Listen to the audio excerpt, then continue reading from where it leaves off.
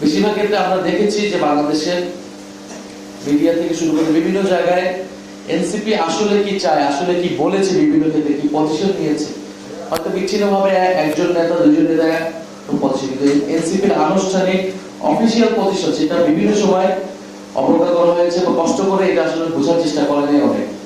এই বইটা পড়লে অ্যাটলিস্ট এনসিপি বিভিন্ন ইস্যুতে তার অবস্থানগুলো কি ছিল এবং যতগুলো ইস্যু এসেছিল সেই সময়, সেই সবগুলো ইস্যুকে কিন্তু এনসিপি সেই সময় অ্যাড্রেস করেছে, জাতীয় নাগরিক কমিটি সেই সময় অ্যাড্রেস করেছে, কর্মসূচি দিয়েছে। সংস্কার বা সাংবিধানিক সংস্কার ইস্যুতে এনসিপির যে দৃঢ় অবস্থান সেটার কথা এখানে আছে। ঐক্যমত কমিশন এবং তার বাইরেও এনসিপি সেই বিষয়ে কথা বলেছে। ফলে এবং সেটার পরিপ্রেক্ষিতে কিন্তু পরবর্তীতে গণভোট, গণরায় হয়েছে, নির্বাচন হয়েছে। বাংলাদেশের রাজনৈতিক দলগুলোর ইতিহাস নিয়ে খুব বেশি লেখাজোখা হয় না। আমাদের একটা রাজনৈতিক দলের ইতিহাস পারতপক্ষে আসলে সেই দেশের রাজনীতির ইতিহাসেরই একটা অংশ। রাজনৈতিক দলের ইতিহাস, বেড়ে ওঠা, সেইটা বুঝতে রাজনীতি কোন দিকে যাচ্ছে সেই সম্পর্ক একটা আজ পাওয়া যায়। গণ অভ্যুত্থান পরবর্তী যে বিশাল সম্ভাবনা তৈরি হয়েছে সেখান থেকে অনেক প্ল্যাটফর্ম তৈরি হয়েছে এবং সবগুলো প্ল্যাটফর্মকে আমরা স্বাগত জানিয়েছি সবসময়, কিন্তু রাজনৈতিক দল হিসেবে কিন্তু দাঁড়িয়েছে এনসিপি। এটার মূলে কয়েকটা কারণ। একটা হচ্ছে গণ অভ্যুত্থানের যে মূল নেতৃত্বটা, সেই নেতৃত্ব আসলে এনসিপিতেই বেশিরভাগ এসেছে, বড় অংশটা এসেছে এনসিপিতে। আর দ্বিতীয়ত হচ্ছে গণ অভ্যুত্থান পরবর্তী যে রাজনীতি, সংস্কারের রাজনীতিটা, শুধু ক্ষমতা পরিবর্তনের রাজনীতিটা না, সেই রাজনীতিটা সংস্কার এবং বিচারের রাজনীতি এনসিপি ধরতে পেরেছিল, এনসিপি করেছে। তারপরে এনসিপি আমাদের জায়গা থেকে আমাদের অনেক ভুল ত্রুটি সীমাবদ্ধতা ছিল, সেটা আমরা সবসময় বলেছি।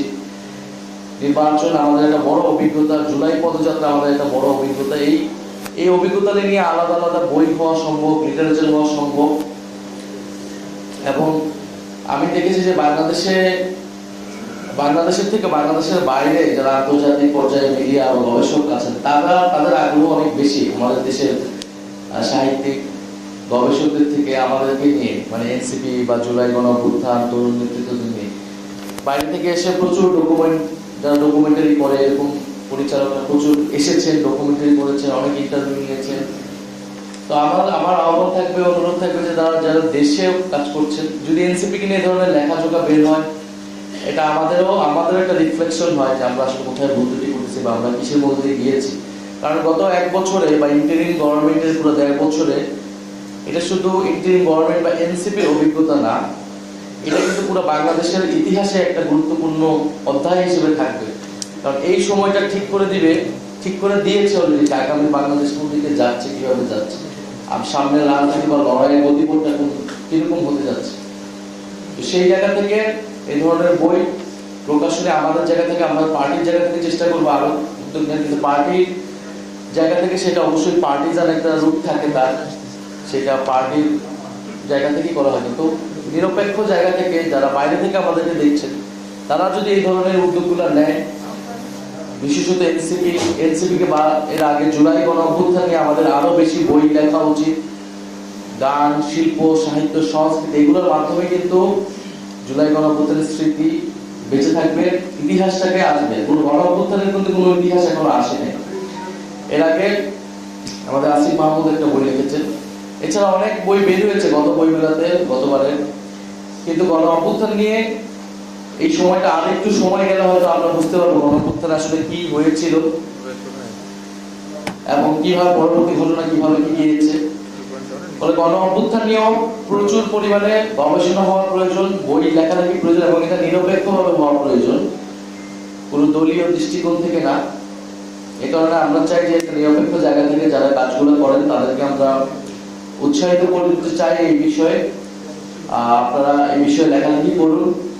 জুলাই গণ অভ্যুত্থান, তরুণ নেতৃত্ব এবং বিগত সময়গুলোকে আমাদের আসলে আরো বিশ্লেষণ করা উচিত, যে এই সময়গুলোতে আসলে আমাদের কোথায় ভুল হইলো, কোথায় সফলতা হইলো, কোথায় সম্ভাবনা ছিল, সেই সম্ভাবনাগুলো এখনো আছে, আমরা সেগুলোকে কাজে লাগাতে চাই। এবং পুরো দুনিয়াতেই আজকে নেপালে নির্বাচন হয়েছে, গতকালকে নেপালের নির্বাচনের ফলাফল, সেখানে অভ্যুত্থানকারী আমরা শুনতেছি তারা সেখানে এগিয়ে আছে, তারা বড় সফলতা পেতে যাচ্ছে। 2024-25 পুরা সময়টা কিন্তু জেনজি মুভমেন্ট হয়েছে পুরা দুনিয়াতে বিভিন্ন জায়গায় গত এই সাম্প্রতিক 4-5 বছরে। অনেক জায়গায় তারা সফল হয় নাই, আবার অনেক জায়গায় তারা সফলতা পাচ্ছে। বাংলাদেশের কেসটাও ডিফারেন্ট, বাংলাদেশের প্রেক্ষাপটটাও অনেক ভিন্ন। নেপালে থেকেও বাংলাদেশের দীর্ঘ 16 বছরের ফেস্টিভাল ছিল। নেপালে একটা অস্থিরতার সময় বিভিন্ন আন্দোলন এবং ঘটনার মধ্যে দিয়ে নেপাল যাচ্ছে। বাংলাদেশেও সামনে এরকম হওয়ার সম্ভাবনা আছে যদি অর্থনৈতিক যে নিরাপত্তা, বৈষম্যহীনতা, গণতান্ত্রিক সংস্কার এগুলো যদি নিশ্চিত না হয়, বাংলাদেশের তরুণরা কিন্তু বারবার রাস্তায় নামবে। আমরা চাই যে একটা স্থিতিশীলতা, সংসদে এটা নতুন সংসদে এগুলো আলোচনা হবে, কিন্তু সেই জায়গা কিন্তু যারা সরকারে আছে তাদের উপর নির্ভর করে। সেই জায়গা যদি সংকুচিত করে ফেলা হয় তাহলে আবারই বারবার রাজপথে আন্দোলন সংগ্রামগুলো গড়াবে।